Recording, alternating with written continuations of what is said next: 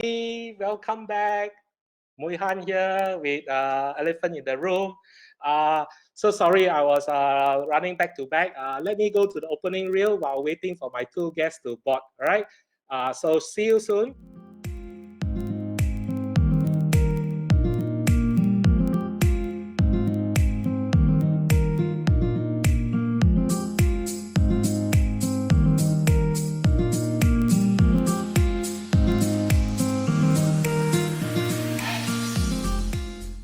Hello, everybody. Welcome back. Hi, Taranjeet. How are you? Very well, thank you, Mui Han. It's a very wet and gloomy evening, but I'm glad that so far the internet connectivity is good. So let's hope the fingers are crossed. We'll keep it that way. So sorry, I was running another online session today. It's really a back-to-back, was 3 to 6. I jumped out of there just 30 seconds before the show started. So that's why the result for the delay. As you all know, today we're going to have a very exciting show, and we got our expert from Singapore, Dr. Michael Heng, to join us. Hopefully he will come on soon. But maybe just to give some perspective and overview, and I think I want to just bring into that subject, because I think what we wanted to do, and I want to share this with the audience in that sense, is to actually start looking at the perspective of what we've been hearing on the ground that is actually very troubling or or even challenging in that sense, in terms of perspective of the economy, right? So maybe, Taranjeet, you just want to give some idea to that first, while maybe let me get Dr. Michael in. Of course, no worries. So once again, thank you very much for joining in and tuning in to the program. It's great to have you all on board. There's been some really good feedback that we've been getting from listeners, as well as from people who have been participating, not only on Facebook, but also to our YouTube channel, Elephant in the Room. So yesterday we talked a lot around with Zora. We talked a lot around the area of the Avengers in the room and around the table. What does it actually mean, and what does it take for us to do this? There was also the area around the potential noise that this will bring to the table, especially so when we have people who are coming in from outside, who may be seen to be highly skilled, better skilled in some instances, to take on particular functional requirements within the organization, within HR for that matter. So with that in mind, a question then comes in is, how do we go out there to effectively manage this? So we are already seeing, I mentioned yesterday, a considerable number of people that are currently being looked at in terms of potential unemployment. We are seeing this playing out now. I know of instances sitting as a board member of CMI. There has been discussions around the board circles on how some outfits are having difficulties managing their own cash flow. And that has then led to certain of the outfits that, and this is quite sad, they've got about 50 years worth of experience, 50 years worth of existence, 60 years worth of existence, and some of these outfits are now going down. And with that, 2,000 people are impacted, 2,500 people are impacted, and it's quite troubling. And the question now revolves around that of relevance. The question now revolves that around, what does this now mean for me sitting here within the MCO period? What does it now mean for us in terms of how we want to take this forward? And we asked a very difficult question yesterday, and I got feedback on that too. Taranjeet, you were a little bit too blatant when you talked about relevance to the organization. And in my mind, I think right now we need to be open. We need to ask difficult questions of ourselves, let alone others. And basically the questions that I would be asking is, where does that now leave me, given the fact that I've not received a call from my employers for some time? What's the deal now moving forward? And how do we now see this? Question, Mui Han, do we have Dr. Heng on board? Yes, we finally got Dr. Heng on board, and I will surely bring him on in a short while. So maybe just to give some background per se, and I think Dr. Heng is one of our associate that we got on to know from LinkedIn. In fact, we are connected via LinkedIn. I've never met Dr. Heng in person, but I hope to do that post MCO, and I'm sure Taranjeet, you are likewise. And Dr. Heng and us actually been spending quite a bit of conversation through our show and even out of our show, you know. So and the relationship I built from there since last week, and it's amazing. The coming together of minds is totally amazing. So maybe without further ado, I will just bring him on and maybe get him to do a quick introduction of himself, so that at least give some prominence. So with this, Dr. Heng. Hi. Dr. Michael, can you Can you see hear us? me? Can you hear me? Yes, we can hear Okay, you. that's good. That's good. Thank you. Thank you for having me. I'm so happy to be here. I had a short, brief conversation with Taranjeet.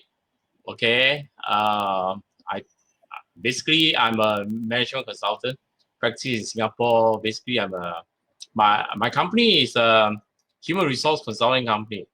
I do a fair bit of work for SMEs, right, in leadership development, designing corporate strategies, and hoping during this period, basically talking to them, what are we going to do come the recovery? Because we know the recovery is inevitable, but are we ready? See, that's the point. Are we ready? So some companies are looking at it. In Singapore, we are lucky. We have a strong government with political stability and people, and we have imposed a very standard policy: contain, isolate, and mitigate. So I'm helping clients to say that, okay, when this crisis is over, what are we going to do? My background is with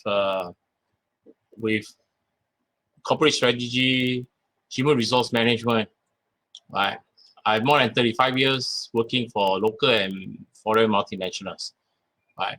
So I hope to be able to share here and in subsequent sessions. Okay. Excellent.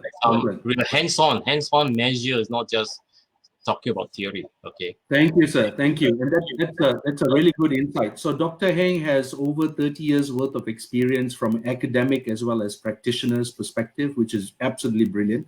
So Doctor, can we start off with your perspectives as to the landscape in Singapore today? How do you see it playing out within the Singaporean space, especially from an SME and employers perspective here? Doctor? Okay, today the sad news is that we exceeded 10,000 infection now.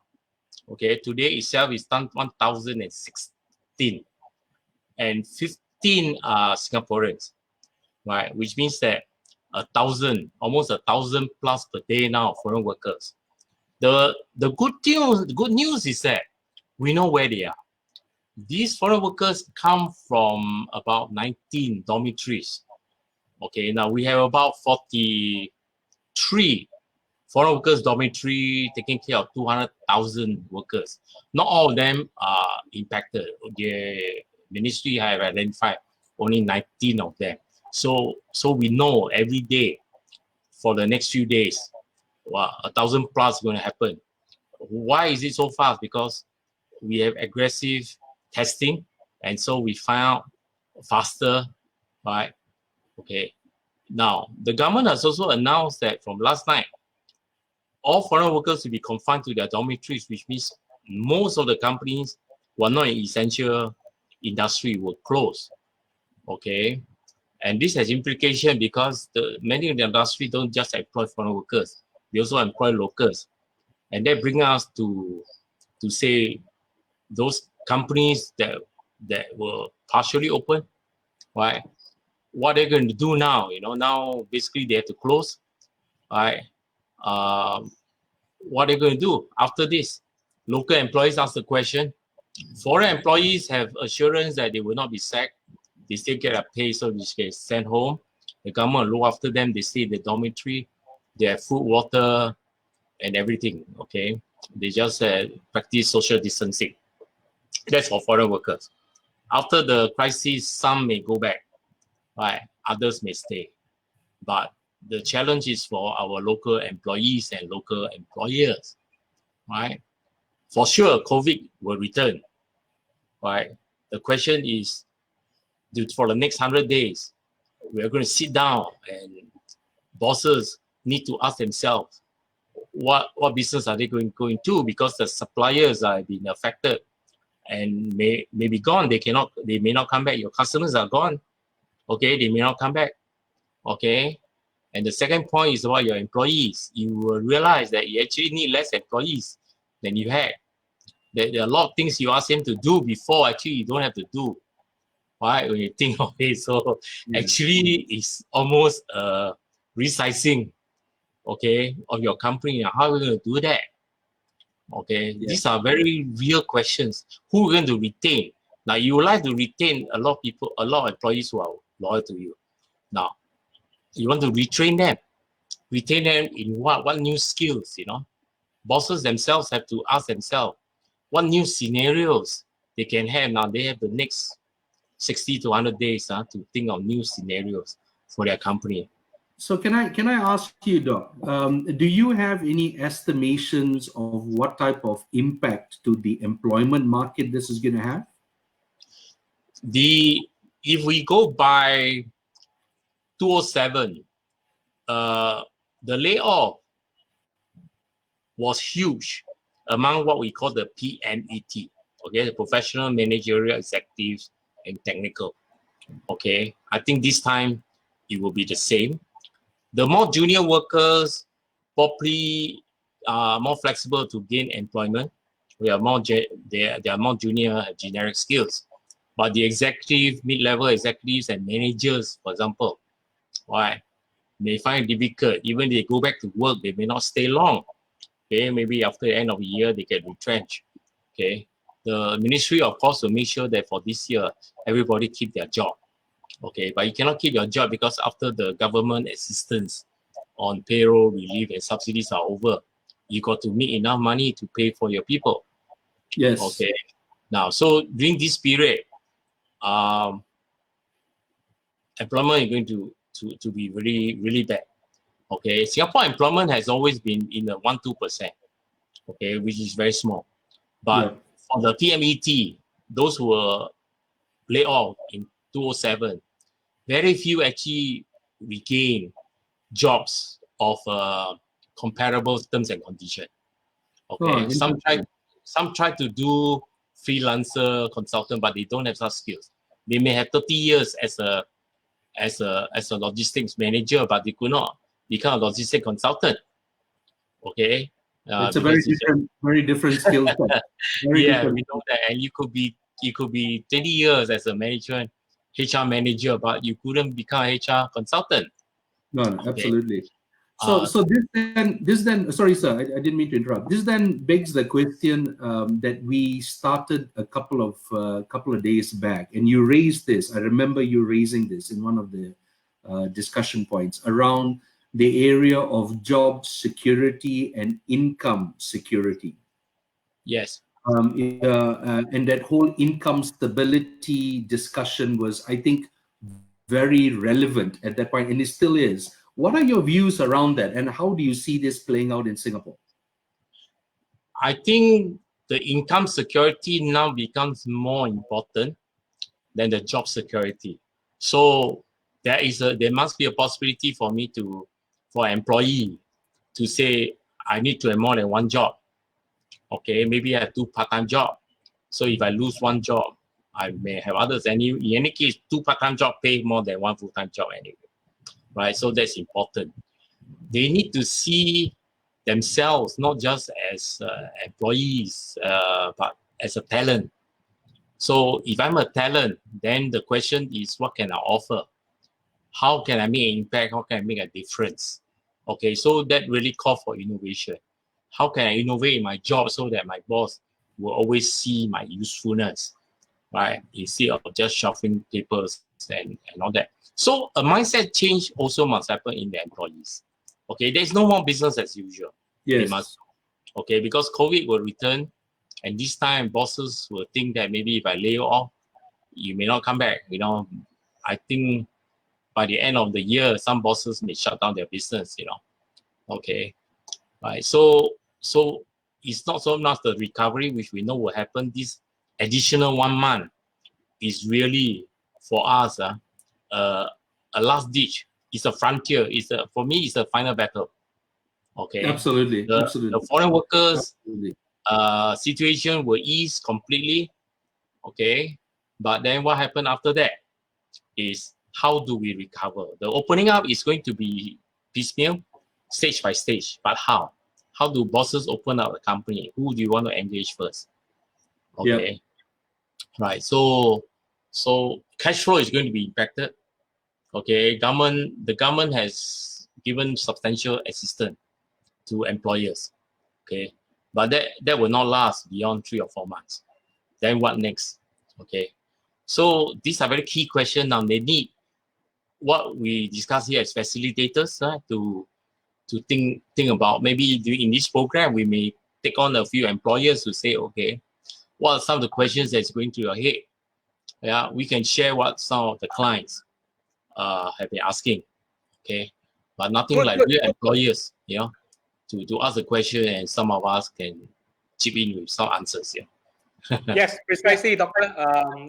One wonderful scenario painting for us, and I think maybe I'm also very cognizant of the time. So a lot of times we think half an hour we can talk a lot, but actually when we start talking, oh no, we got not have much time.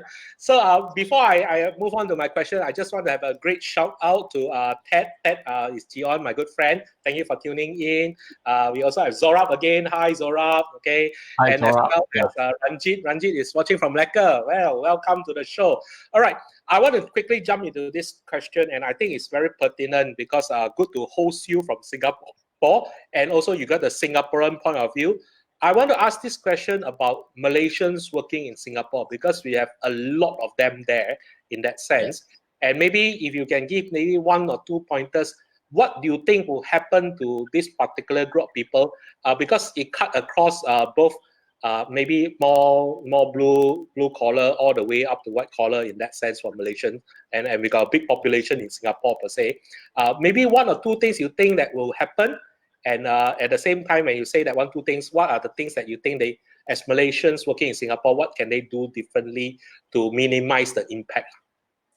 With the additional shutdown, the Malaysians who decided to stay, thinking that they could still go to work, right? Because they couldn't go home, right? Will now realize that they couldn't go to work, right? They are stuck in Singapore. So what are they going to do? Of course, they will not lose their job. They will not lose their pay. But hanging out in Singapore is no fun either. You know, they want to be with their family, okay? And can they go back now? You see, the Malaysian government has agreed that those who are tested negative can go back, and the 2 countries have cooperated on this. So that's important. But for the Malaysians who work here, they ask the same question as the Singaporeans. What is next? Can they come back to the same job? Okay. Do they change job? Now, many Malaysians are working in smaller service outlet. Okay, like boutique shop, some in restaurants, some as even personal trainers. Okay. Some opening hair salon now will be closed. Okay, so they may want to ask themselves, okay, maybe I should go back and set up my business over there. Okay, that is something they can do. Because they have a lot of money. If they should decide to go back and set up business, they can take out their CPF. Okay, that's a very substantial amount of money. But once they take out the CPF, they can never come back to Singapore to work. Right, so that's something they can do actually, because Malaysians, I noticed they tend to be very entrepreneurial. Okay, many service people, you know, plumbers, electricians, all that were Malaysians. Okay, and they certainly could set up their business over there and still serve the Singapore market. So, Okay, can I raise this point? And again, I didn't mean to interrupt, sir. Given the implication on tourism, given the implication on aviation, hospitality, and everything that is great about Singapore. Singapore is a jewel in Southeast Asia with regards to these sort of stuff, whether it be your movie world and everything in between. And I know I really enjoy that when I go to Singapore. The size and the implication of this particular sectoral slowdown is actually quite immense. The number of people that are employed by these sectors are huge. So the question then comes in my mind, and I was talking to Mui Han about this, what do you see people doing to reinvent themselves? And we're not talking about 100 or 200 people. We're talking about thousands of people. So what do you see playing out, if at all, in this regard, sir? I believe the employment landscape is being restructured. Okay, jobs will go away, never to return. Okay, so we really got to ask ourselves. We have quite a number of Malaysian workers. Yeah, we're not talking about 100-200 people. We're talking about maybe possibly 100,000-200,000. Okay, so they really need to ask themselves. Of course, they are not likely to move their family to Singapore, right? Because the cost of living is higher than schools and so on is another issue. But they may want to ask themselves, how do I operate in a by-country basis, okay, legitimately?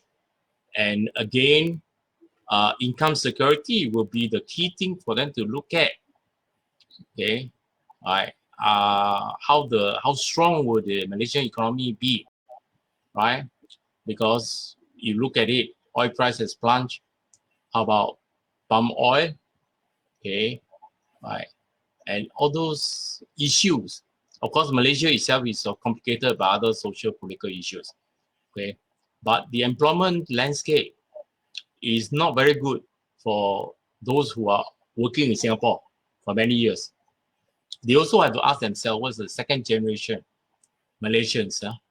Do they now send their children out here to grow up as Malaysians growing up in Singapore? Okay, is there a longer term, better prospect here than in Malaysia?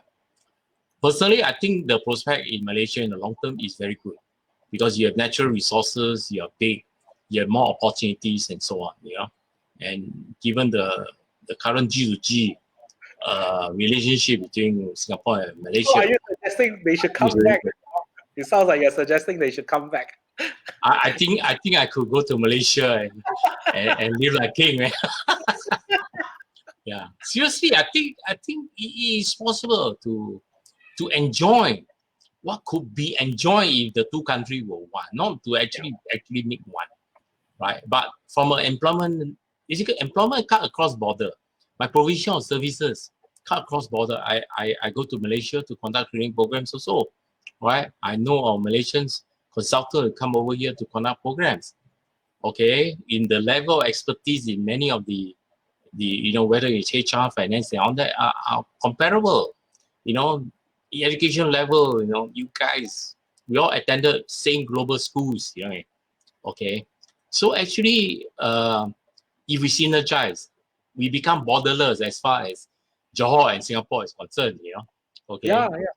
And I think I personally resonate with that. I always feel that we are very much alike yet different, So every time I think when we are in Singapore or even Singaporeans come to Malaysia, while we may have our pet peeve with each other or the idiosyncrasies of each country, but we fit in very nicely and almost seamlessly because of the way we've been raised, our roots and things like that.